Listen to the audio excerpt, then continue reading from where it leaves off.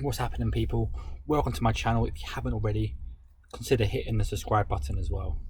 So today I'm going to talk about what's it really like living in a van. I've lived in my van now for over 3 years. Living in a van is great. It gives you freedom. It gives you transparency. It lets you live life on your terms. But the only problem with van life is you need facilities. So you have to constantly be, well, obviously I'm talking about my situation anyway. So what I find difficult is you have to be like by like a water source all the time.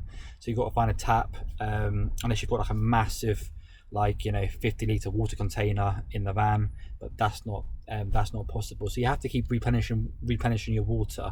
So this is something to consider.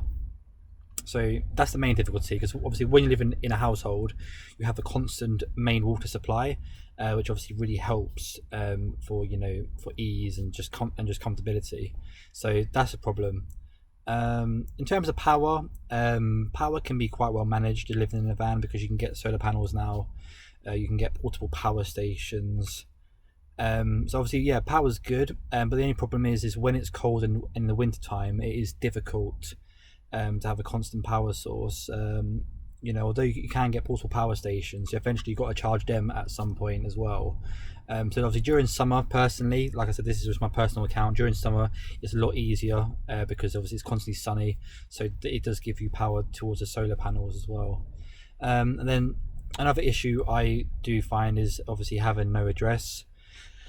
So with the address, you can just obviously use your family, use your friends, etc.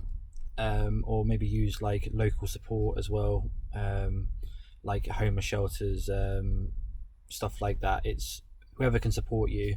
Even possibly churches can support you, charity companies.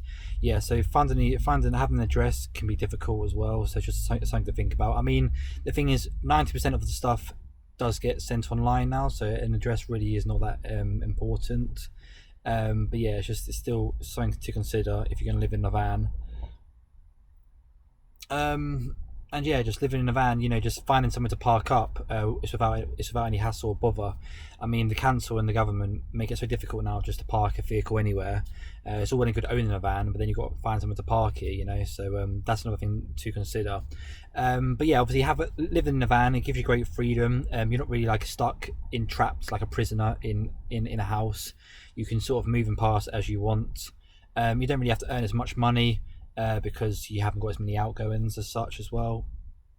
But yeah, I think for me that's the main benefits. Just thinking if is anything else. But yeah, obviously it's great because, like I said, it's financially wise, it is better, because you don't have to earn as near enough money as you would do living in a property. Because obviously in a property, you've got constant outgoings, you've got rent, council tax, water rates, electric. Whereas a lot of those bills and the rent you don't pay if you live in a van. You just pay obviously your insurance and your tax. But yeah, so I think these are good benefits, and obviously a few things to look out for as well if you are going to move in a van permanently as well. I mean, it is much easier if you're a single person, because you just have to look after yourself. But if you've got like kids and a wife and stuff, obviously I can imagine it would be much more difficult, and you would have to like logistically work that out. But luckily I'm a single man, so it can be easy for me as well. It is easier.